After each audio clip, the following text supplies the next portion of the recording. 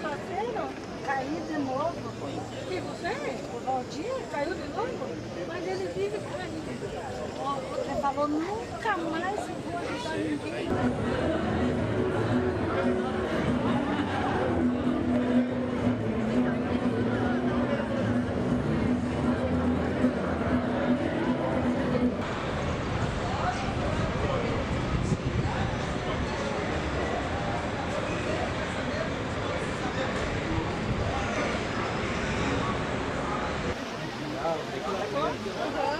Gosto de poesia, é muito novo. Poesia, eu escrevo. Por nada.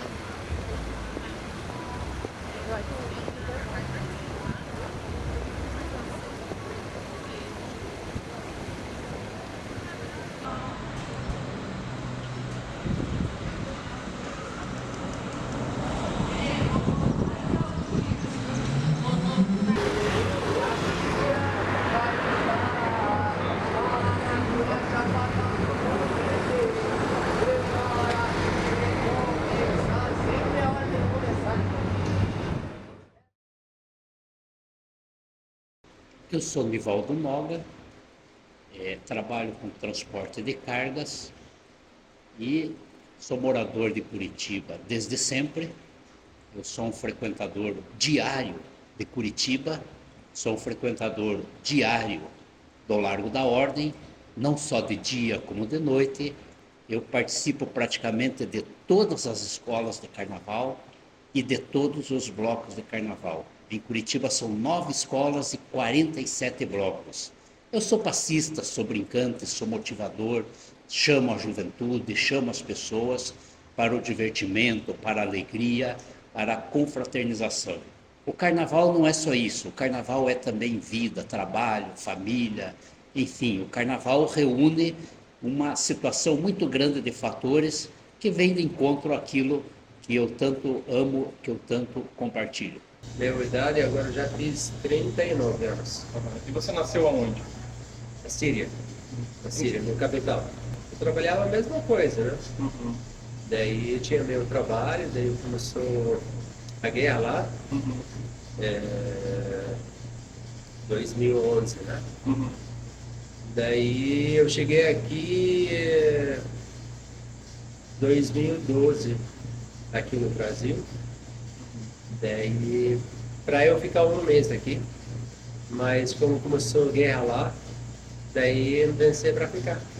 O nome do nascimento é Wilson Antônio Alves, mas eu sou muito conhecido, acho que praticamente só conhecido por Will Capa Preta. Quantos anos você tem? 48 anos. Eu participei de muitas ocupações em vários lugares. Todos os lugares que eu fui, todos os lugares que eu passei, eu fiz uma ocupação. Porto Alegre, eu fiz ocupação. Em Florianópolis, eu fiz uma ocupação. Eu fiz ocupação em Balneário Camboriú. Fiz ocupação no Rio. Fiz ocupação... Só não fiz ocupação em São Paulo. E fiz mais de 20 ocupações em Curitiba. Nessa trágica noite de 12 de setembro, há 3 anos atrás, eu pude visualizar uma cena muito triste e muito lamentável. Em um Largo da Ordem com aproximadamente 300 pessoas, nós tivemos um pequeno desajuste entre um casal que discutia de uma forma um pouquinho mais acalorada. Momento que passou uma viatura da Guarda Municipal de Curitiba e, lamentavelmente, no meio da multidão, disparou 2 tiros letais, 2 tiros com armamento calibre 12. E esses tiros provocaram o ferimento em 3 pessoas. Eu estava próximo da polícia, não mais do que 3 metros. Quando eu vi a chegada de forma arbitrária e ignorante, eu procurei me abrigar atrás de alguns obstáculos. Estava eu já horas mais tarde no meu lar, né, quando eu recebi um telefonema do hospital por chamamento a um parente de Matheus Noga, meu sobrinho. Num primeiro momento, eu imaginei que o ferimento dele era por acidente de trânsito, mas foi aí que eu fui informado que não foi um acidente de trânsito e que ele teria sido alvejado por um disparo de uma autoridade policial. Fui imediatamente ao hospital, onde ele tinha acabado de morrer após várias e várias cirurgias para tentar salvar a vida do rapaz. Ele levou um tiro de calibre 12 nas costas. Provocou 14 perfurações de bala, das quais 2 atravessaram o corpo.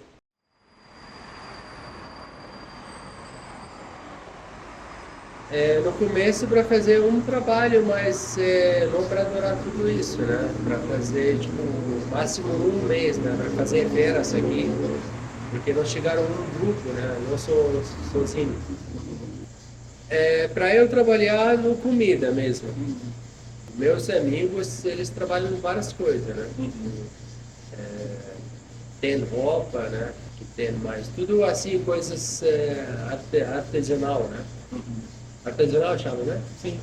Estava marcado um mês, nós ficaram 3 meses. Daí, durante esse tempo, piorou as coisas lá na Síria. Daí eu pensei para ficar.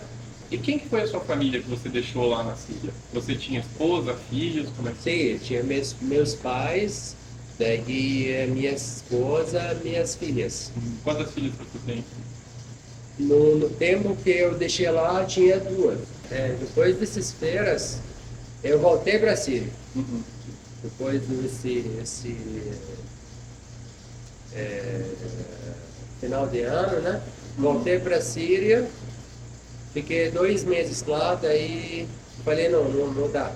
Tem que voltar, né? Tem que voltar a trabalhar, fazer alguma coisa para ajudar a minha família. Daí fiquei. Bom, a ideia de ocupar aquele prédio, ela foi não foi planejado. Foi uma coisa que foi acontecendo. Eu sempre trabalhei com projeto sociocultural, sempre trabalhei com movimento cultural como produtor de eventos, por muitos anos. Só que esse momento era um momento de polarização política extrema. Eu, num contexto, na minha realidade, estava pagando aluguel absurdo, R$800 por mês e mais água e luz, fora da minha realidade mesmo. Mas o que me despertou para aquele prédio foi, acima de tudo, uma iniciativa do próprio cicloativismo, uma rapaziada que trabalhava a discussão da cidade, falava sobre a questão da mobilidade. Ali na rua São Francisco, no centro da cidade, tinha uma parte ali que não tinha função nenhuma, era um espaço que tinha mais pessoas com problemas de drogas que frequentavam aquele espaço do que realmente um espaço de atividades cultural ou de encontro, como se tornou a praça do ciclismo. Mas eu também tinha o despertar da necessidade de encontrar espaços para desenvolver atividade cultural. O que eu despertei para aquele prédio era naquilo que o movimento cicloativista despertou para aquele pequeno espaço da praça, onde eles deram uma função interessante. Isso aí eu achei interessante, que isso poderia ser ampliado. Eu estava aproximadamente uns 8 metros do querido Matheus, mas não sabia eu que ele estava no local. Eu não tinha essa ideia de que ele estava num espaço tão próximo a mim, porque nós não estávamos juntos, apenas no mesmo ambiente. E o querido Matheus, ele estava ali com outros amigos, comemorando a retirada, a aprovação da sua carteira de habilitação para poder melhor desenvolver o seu trabalho profissional como empresário, como prestador de serviço na linha de chaveiro. Além do Matheus, teve mais 2 vítimas. Por sorte, as outras vítimas não fatais. Uma moça com tiro, parece que na perna, e mais uma senhora com tiro no ombro. O jovem Mateus, de apenas 22 anos de idade, ele não queria morrer. Ele não queria morrer. Mas isso prova o quanto a polícia é despreparada. Isso prova o cruel assassinato do querido Mateus. Olha, sempre eu trabalhei com comida, né? Trabalhei funcionário no restaurante árabe aqui, fazer shawarma. Daí, nesse tempo, eu voltei para a Síria. Estava muito estranho para mim, eu voltei, mas não estou conseguindo falar com a minha família, como guerra, não tem internet e tal. Daí eu voltei, a hora que eu voltei, cheguei para Líbano, daí liguei para eles, ninguém atende.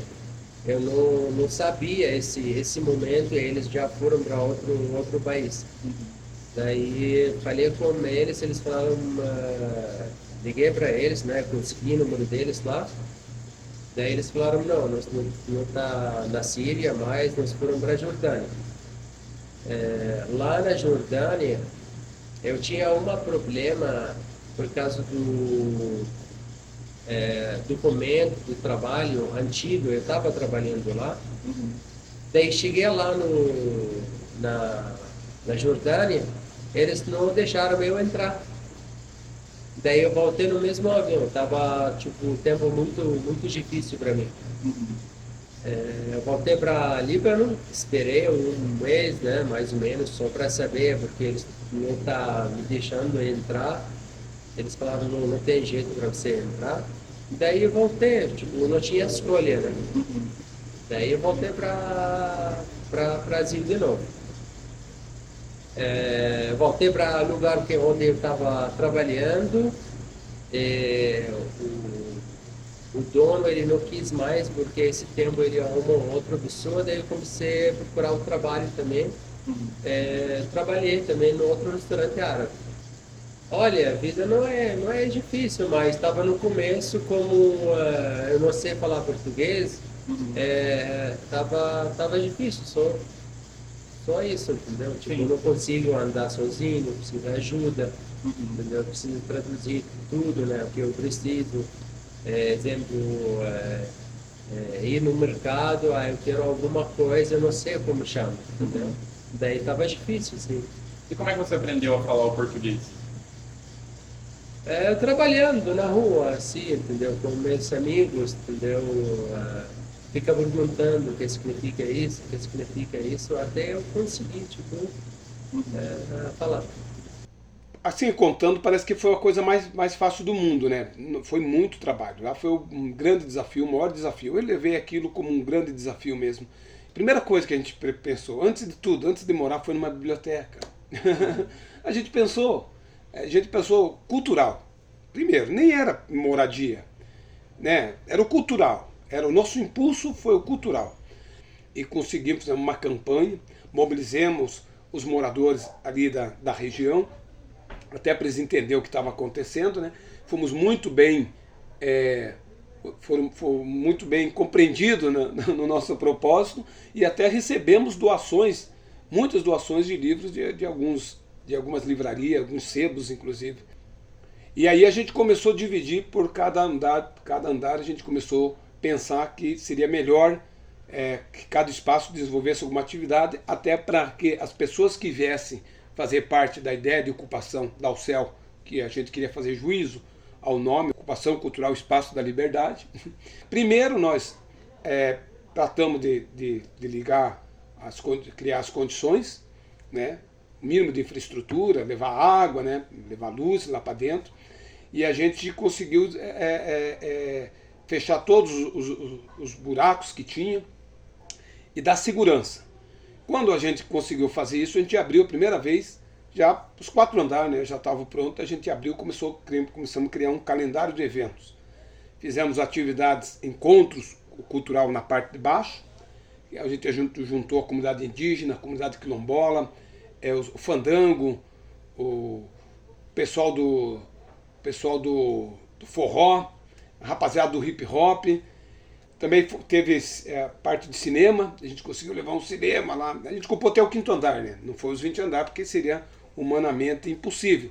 Mas a gente conseguiu conseguiu até o 5º andar, e isso para nós foi uma grande conquista, porque nós tínhamos que levar água, tinha que levar, né, a infraestrutura, então isso demandava um custo, e um custo que nós não tínhamos. Então, por exemplo, teve a ideia de um teatro, né, de um espetáculo de teatro, A Dama da Lotação, foi produzida por um amigo que também ficou ocupando com a gente lá, o José Hindu, que fazia... ele tem já um longo processo de experiência com teatro, então ele se propôs, fez isso, acho que ele fez com grande excelência mesmo. A gente conseguiu levar as pessoas até o 4º andar, foi bem legal. A gente abriu para os caras fazer grafite, porque lá já se fazia grafite antes, sem a nossa permissão, porque eles entravam, né? Era assim, qualquer um entrava. Só que tinha acontecido um problema lá. Havia acontecido um acidente, me parece que foram pichar lá e teve um acidente, alguém caiu lá no fosso do elevador. A gente não sabia. A gente ficou sabendo quando o pai da criança foi lá reivindicar, falou, ó, meu filho está aí, e os amigos dele falaram que ele caiu. E os amigos dele do outro lado. Os amigos dele faziam tempo, uma semana que estavam lá olhando para cima do prédio. Então imagina, né? Uma semana, nós não sabia. Estava no fosso do elevador, nós não sabia. Mas isso foi antes da ocupação. O DML entrou lá, a Polícia Científica entrou lá, junto com o pai, né? Daí os que estavam junto com eles, os colegas deles, sei lá, pichador ou escritor de grafite, né? Mas eles estavam lá e foram eles que levaram o pai dele lá, então a gente teve uma preocupação fundamental com os fossos do elevador. E a gente quis dar uma luz para aquilo que representava uma memória triste, né? Então você vê que a gente decorou e fez bastante obra de arte lá, né?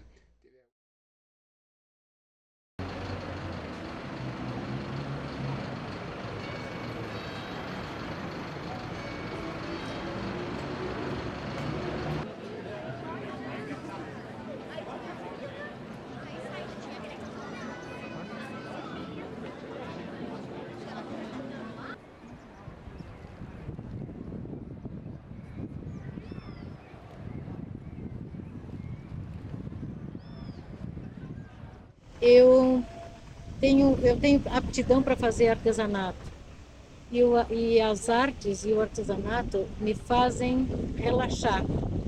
E quando eu venho para o lado da ordem, eu venho com esse intuito de ter bastante imagens, de ter bastante conhecimento ou só no olhar.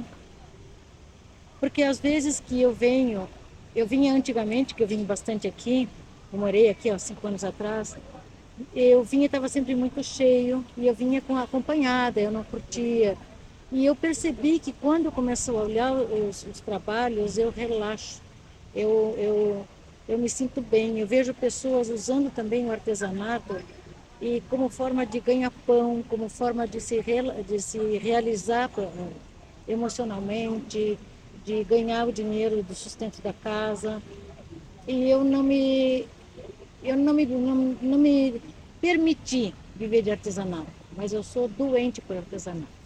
Eu gosto de tudo que se trabalhe com as mãos.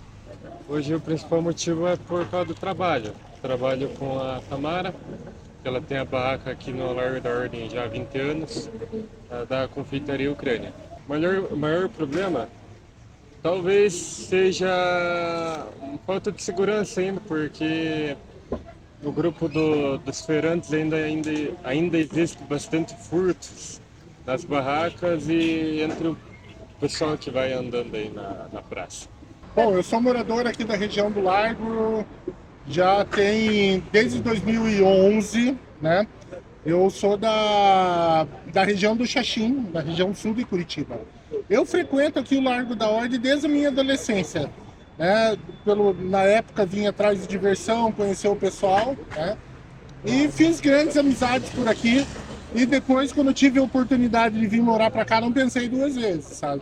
Mas eu gosto muito da região aqui, acho muito bacana.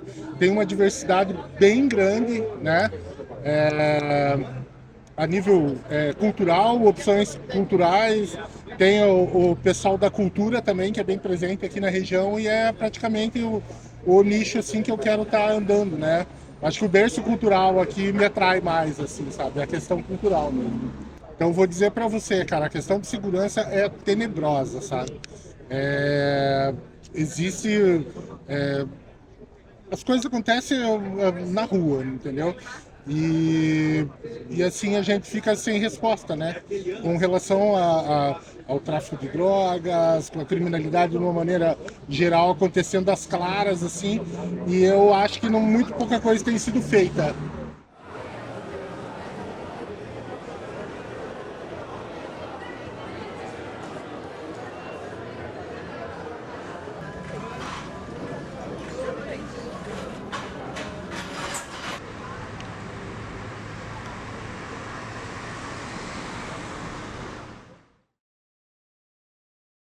Mateus sempre ajudava todas as pessoas. Um menino de bem com a vida, um menino esforçado, dedicado e que lamentavelmente teve esse fim tão triste e tão lamentável.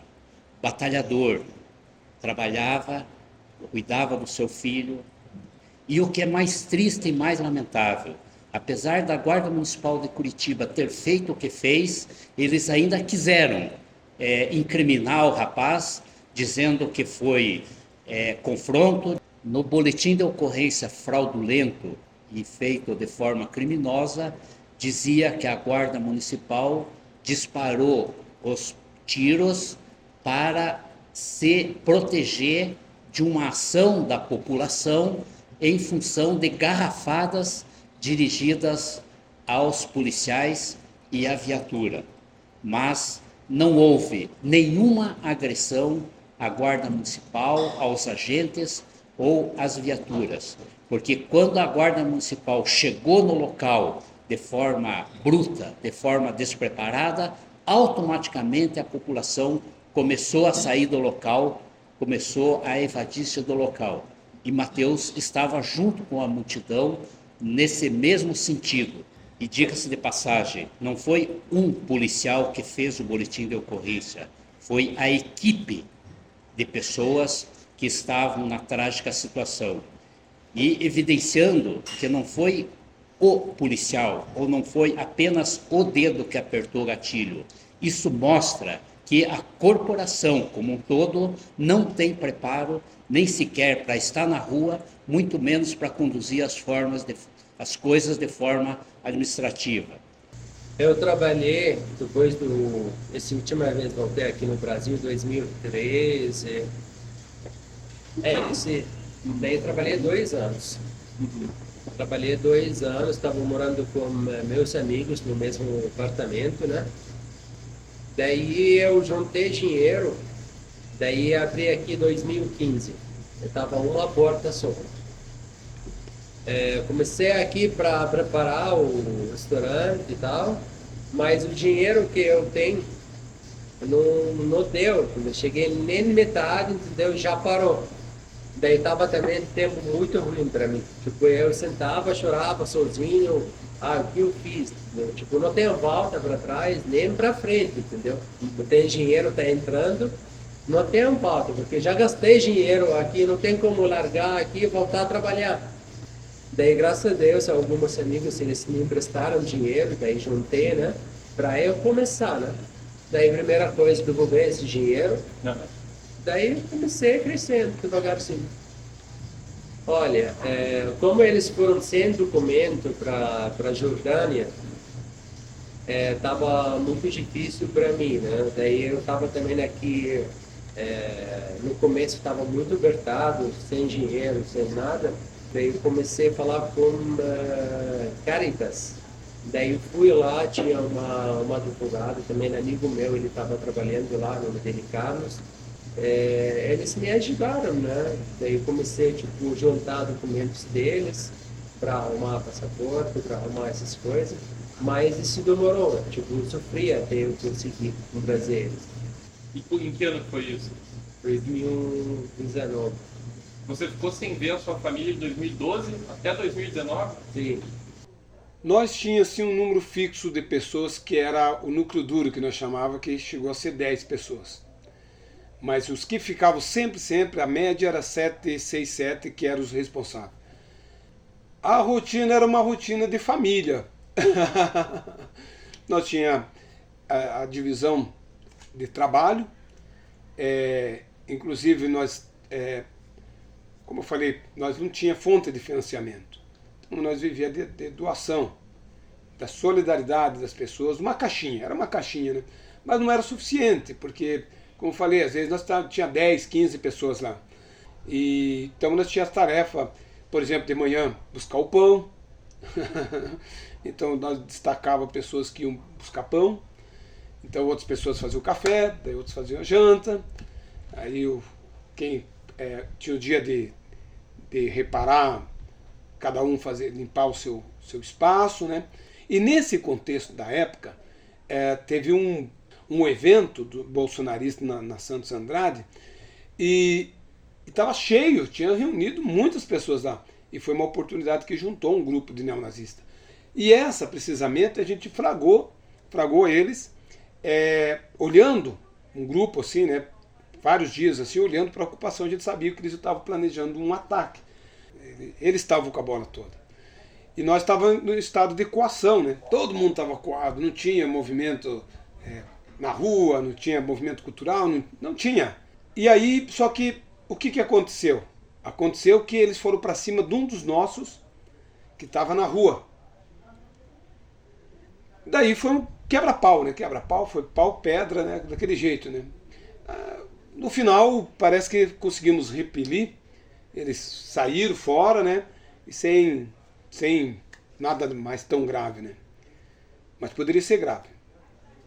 A Corregedoria da Guarda Municipal fez as observações que eles tinham que fazer, me chamaram para participar da investigação e, nesse momento, na corporação, eu fui indagado sobre tudo o que tinha acontecido e eu relatei os fatos passo a passo.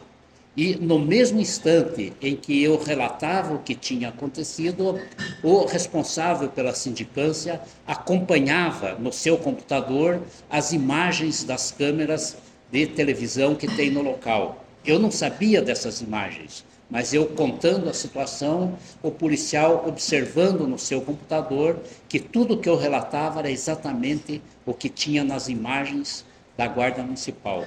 Depois que a situação tomou conhecimento do público e teve muitas manifestações de tristeza em função da morte do Mateus e também como as coisas aconteceram, ficou superevidenciado a situação toda e, no momento seguinte, esse boletim de ocorrência foi refeito e as imagens que comprovariam tudo continuaram ainda sendo negadas. A família entrou com pedido judicial para a divulgação das imagens e, meses mais tarde, a Justiça determinou a divulgação das imagens, onde ficou tudo devidamente comprovado, exatamente como tudo aconteceu. Olha, estava no começo, como eu falei para você, eu comecei, entendeu? Tá sem dinheiro, tipo, não tem coisa chamativa, entendeu? Para as pessoas entrar, para ser, tipo, bem simples. Daí abrir nesse lugar aqui na frente do ponto de ônibus, tipo, não muito agradável para cliente. Daí as pessoas olham assim, comida árabe e tudo mais, ninguém entra.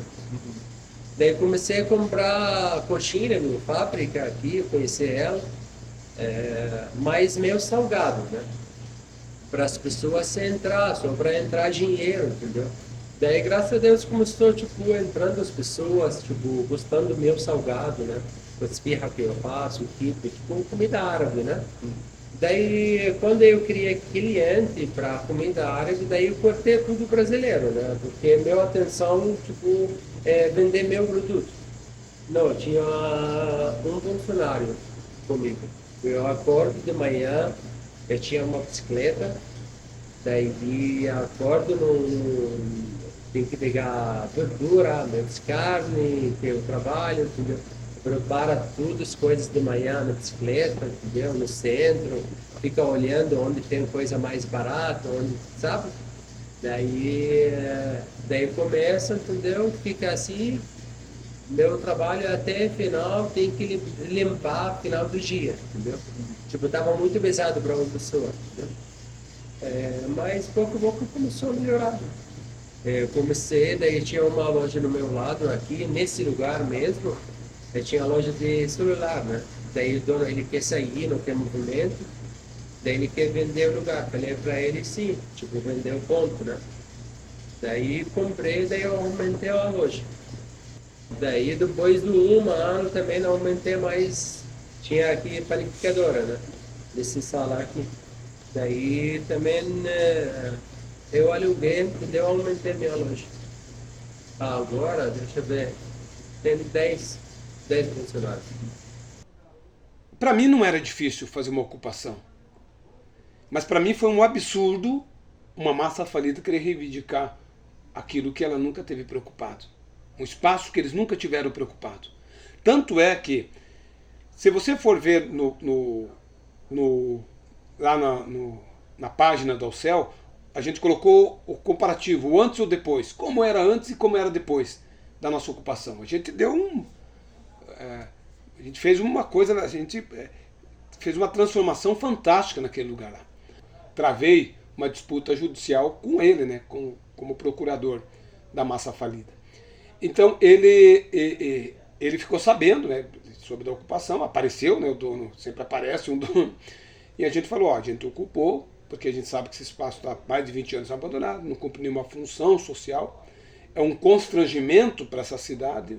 Então, como era difícil o contexto político da época, eu não queria que eles relacionassem a nossa ocupação, com bandeiras ou partido político, mas no começo a gente teve um pessoal que luta por tem a sua terra de direito, um pessoal ligado à terra de direito.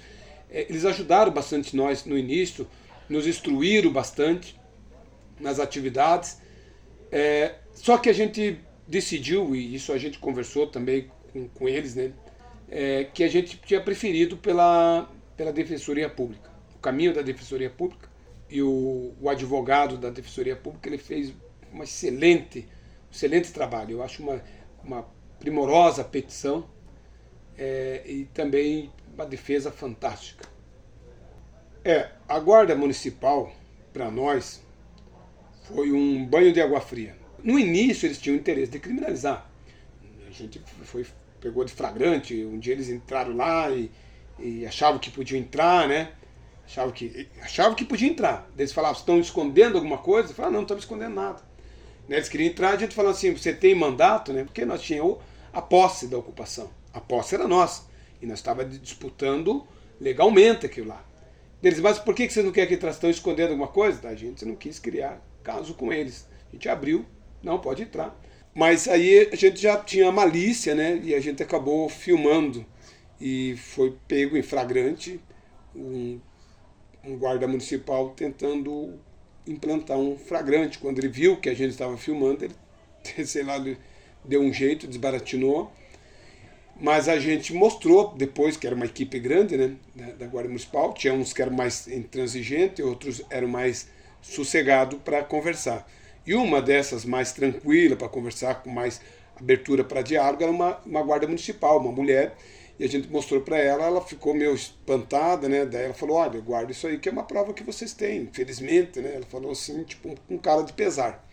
Eles isolaram esqueci, do início da praça, como é que é o nome daquela do... Presidente Farias. A Presidente Farias, isolou da Presidente Farias a Riachuelo. Ou seja, o quarteirão inteiro. E era ali que nós tínhamos nosso movimento cultural. Era ali que nós abríamos o portão da Alcel, da Ocupação Cultural Espaço da Liberdade, e convidava o povo a se juntar, a conhecer o espaço, desmistificar a ideia, né? Qualquer interesse de tentar criminalizar a ocupação. Mas a gente tem que fazer do limão uma limonada. E a gente passou a tratar eles como se eles estivessem lá nos protegendo. Assim que a gente conseguiu, tivemos que ressignificar aquele ato de coação mesmo, né? E aí a gente dava bom dia, boa noite, boa tarde, né? E o que aconteceu é que eles ficaram fazendo a contenção até o último dia que nós ficamos lá, foram 8 meses de resistência. Todo dia era uma vitória para nós.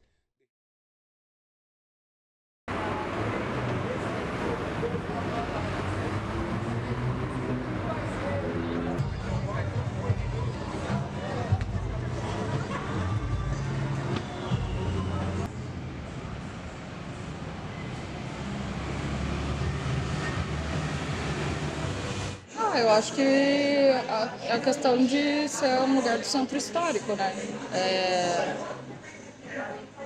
Eu não sou de Curitiba, mas é um lugar que eu sempre frequentei antes como cliente, né? E é um lugar que tem um movimento que eu acho interessante, assim, como comércio. Como eu tenho um bar numa outra região, né, que é na Rua São Francisco, se eu colocar na balança, assim, o Largo não tem meio que nenhum problema. Talvez o valor dos aluguéis, né, que é o negócio que mais quebra, assim. Mas, no geral, é muito mais fácil trabalhar aqui do que trabalhar nos outros bares. É um centro turístico aqui, né? Onde todo mundo se reúne, a população em geral, né? Tanto no sábado à noite, como tem os barzinhos, como no domingo da manhã, domingo pela manhã com uma feira também, né? É isso que traz a gente pra cá, né? Você gosta daqui? Amo! Nasci, me criei, sou funcionária do município, né? Então gosto muito daqui. Olha, não sei te dizer, viu? Mas eu acho que não vejo um problema assim, que eu me lembro assim, né? Pra mim tá tudo bem. Porque eu moro aqui na proximidade e eu frequento a Trajano já há mais de 10 anos, né?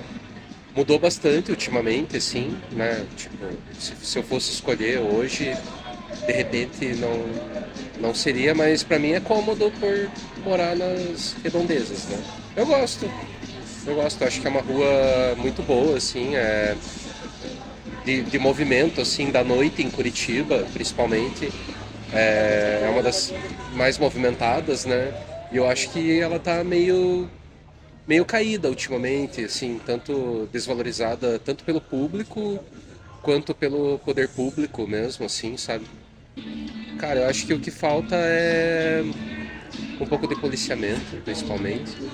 Não que criminalidade aqui, que você tem o risco de ser assaltado, isso não acontece, mas é muito tráfico, né, cara? Isso acaba afastando, assim, outros públicos, né?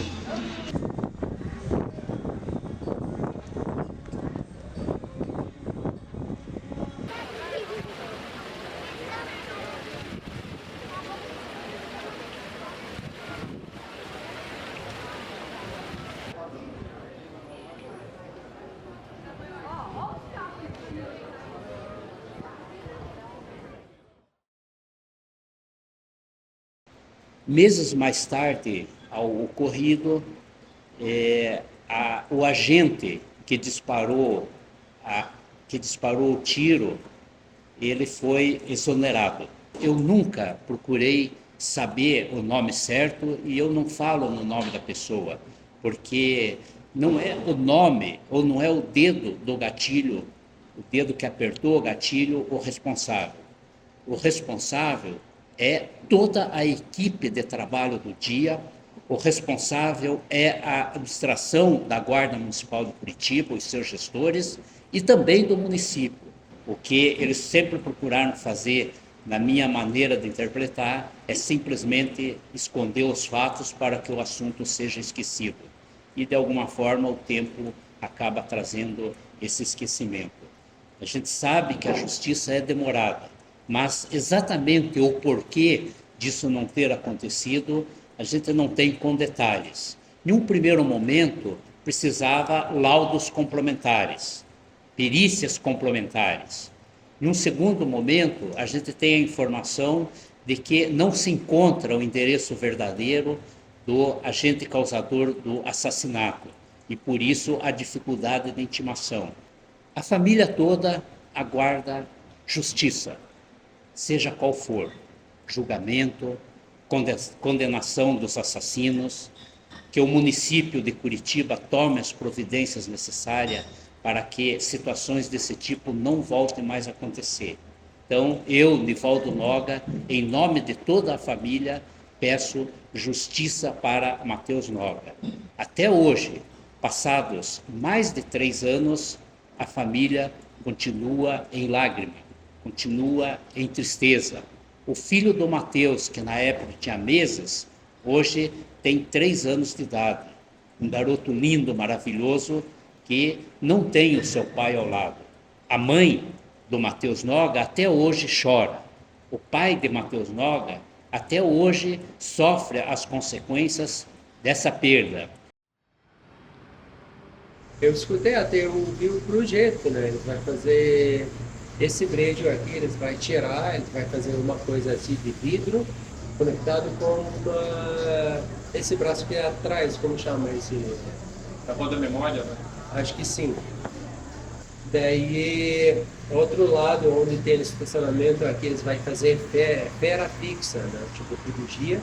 Daí esse viaduto vai começar lá no começo da rua. É isso? Isso. Daí aqui, tudo esse rua aqui na minha frente vai ficar uma praça, igual o A15, pelo menos.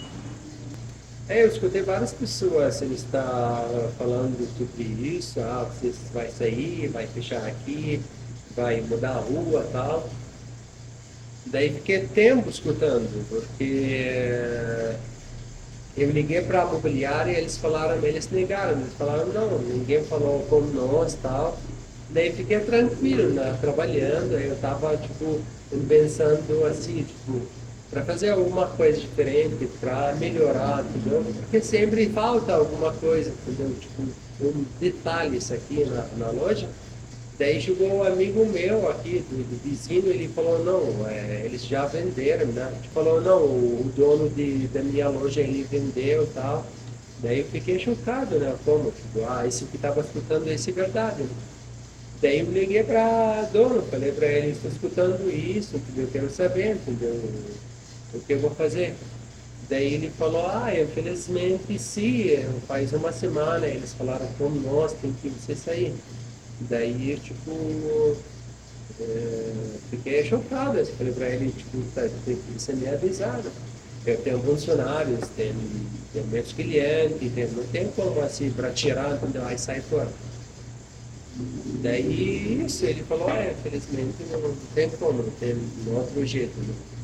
Um mês atrás, chegou uma pessoa na prefeitura, porque quando eu escutei aqui, nós encontraram um advogado, né? Porque não dá para sair assim, entendeu? Tipo,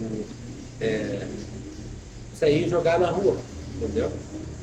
Daí eu encontrei um advogado para ficar, para dar tempo para mim, entendeu? Por menos para eu sair com uma grana para eu conseguir, tipo, fazer reforma no outro lugar, entendeu? Porque aqui eu gastei dinheiro, entendeu? Daí eu, por menos isso, eu não estou pedindo nada demais, né? Daí por isso eu encontrei esse advogado. Mas, assim, eles, como eu encontrei advogado, o rapaz do prefeitura chegou um mês atrás, ele falou, dando tempo para nós, um mês para você sair, entendeu? Daí eu mandei esse papel para meu advogado, ele falou, tá, vamos tentar mais uma vez, para vocês ficar mais tempo, né? Se eu conseguir dinheiro, precisa abrir num outro lugar, né? Procurar um lugar para abrir. É isso, vou trabalhar a mesma coisa, não tenho como para mudar meu ramo. Teve várias audiências, né? A gente elaborou junto com um advogado muito caprichoso. Teria que ser a nosso favor. A gente pensava assim, né? 20 anos, um prédio abandonado, um constrangimento, cheio de rato, cheio de barata. Demos função social, uma atividade cultural muito importante e relevante para o conjunto da sociedade, e a gente achou que a gente estava fazendo a coisa mais certa possível. E esse sentimento ainda, apesar de nós ter perdido a ação na justiça, a gente tenha isso como que a gente fez as coisas certas. Mas a desocupação, o processo de desocupação, eles tiveram que pedir. Primeiro, né, os policiais foram lá no dia da reintegração, no dia marcado, nós ficamos até. Isso foi definido em reunião, que nós íamos manter uma resistência até o último segundo, né, até onde a gente pudesse, a gente ia ficar, já sabendo, né, que não ia ter muito o que fazer. Mas nós dificultamos, nós criamos contenção para fechar o prédio, com umas barreiras de dormente, eles foram com aqueles negócios de. Eles sofreram um monte. Aí a gente olhando de cima assim, chegou uma hora que o cara falou assim, você pode abrir aqui para nós, né? E aí eu falei, porra, nós vamos ter que abrir. Infelizmente, né? Nós vamos ter que abrir. Então, deu o horário bem certo da reintegração, a gente esperou bem o horário, né? Fomos até o último segundo, aí fomos lá, abrimos. Daí quando abrimos, entraram já, né? Daquele jeito. Não bateram em nós, né? Não agrediram, nada, aquela coisa toda. Mas a gente foi convidado para se retirar. Primeiro eles falaram, agora você tem que se retirar, que agora é reintegração, agora é com nós. E depois você viu aqueles jogando tudo as tuas coisas lá, né? Jogando todas as tuas coisas, sabe? E eu não tinha, né, como fazer. O que nós ia fazer? Bom, foi isso, foi triste. Foi triste. Você vê que é todo um esforço, né? E você tem todo um valor naquilo. Para eles não, para eles é uma coisa fria e calculista. É diariamente difícil ter que conviver em um ambiente onde a gente teve uma pessoa querida cruelmente assassinada. Mas a luta por justiça continua e continua no Largo da Ordem, continua em Curitiba. Na situação do querido Matheus, uma pessoa de bem com a vida foi vítima no meio de uma multidão, no meio de uma praça pública, de um ponto turístico de Curitiba. Assim como o Matheus foi vítima, poderia ser qualquer pessoa que ali estava presente, sem dever absolutamente nada para a polícia, para a sociedade. Não se admite de forma alguma um disparo, nem sequer se ele fosse simples, quanto mais um disparo letal. Eu acho que as autoridades policiais têm que saber diferenciar os espaços de perigo, os espaços de lazer, os espaços de tipo de público e não ter uma situação despreparada da forma que aconteceu. É ruim, né? É ruim, né? Tipo, eu faz tempo aqui, entendeu? Eu já comecei aqui, criei o cliente, né? Tipo, cansei para chegar nesse, assim, vamos falar, nesse tempo, assim, para eu conseguir cliente, né? Para conseguir nome para minha loja. Daí agora tem que mudar, entendeu? Daí, você sabe, né? Você muda entendeu? Muda tudo, né? Não tem... Porque as pessoas já conheceram você aqui, nesse lugar. Daí agora tem que mudar tudo e eu acho... É ruim isso, mas não tem escolha. Você pretende ainda algum dia voltar para a Síria ou você quer ficar no Brasil agora? Por enquanto não, mas assim, para eu ir lá visitar, assim, porque agora para mim, agora esse é meu país, né? Já faz tempo aqui, já acostumei, entendeu? Daí já acostumei aqui. Mas para voltar, né, com certeza, né? As pessoas gostam de voltar para o país deles, né? Original, né? Ver, tipo assim, família, meus amigos, é legal. Eu penso para visitar lá. Olha, minha casa lá, ela já foi no guerra, não parece mais, entendeu? Já caiu uma bomba em cima, já foi tudo. A gente percebeu que aquela iniciativa que nós estávamos tomando, ela era uma intervenção interessante, porque nós estávamos fazendo aquilo que o município não fazia. Então, a gente percebeu que lá na São Francisco, nós conseguimos criar uma identidade naquele espaço. E tanto é que é água mole, pedra dura, tanto bate até que fura, né? Você cria nas pessoas o hábito delas começar a frequentar o centro e se sentir partes do centro, pertencentes ao centro também. Essa foi a nossa contribuição. Eu acho que ao céu valeu. foi uma realidade que se materializou e transformou a consciência. Aqueles que participaram da UCEL, eles perceberam que é possível sim transformar o espaço urbano para garantir o acesso e a participação. A acessibilidade, o pertencimento também à cidade, ao centro, porque não pode ser só um tipo de pessoas que pode ter acesso a uma regiões da cidade. A cidade é de todos.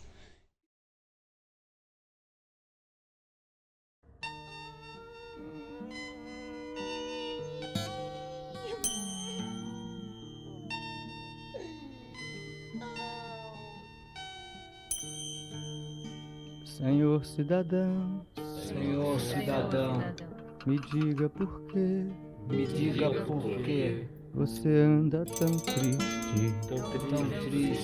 não pode ter nenhum amigo, Senhor cidadão, na briga eterna do teu mundo, Senhor cidadão, tem que ferir ou ser ferido, Senhor cidadão, ô cidadão. Que vida amarga, Oh, Senhor cidadão, eu quero saber, com quantos quilos de medo, se faz uma tradição.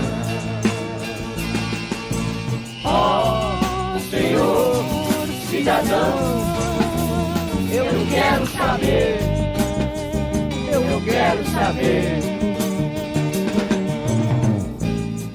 com quantas mortes no peito, se faz a seriedade.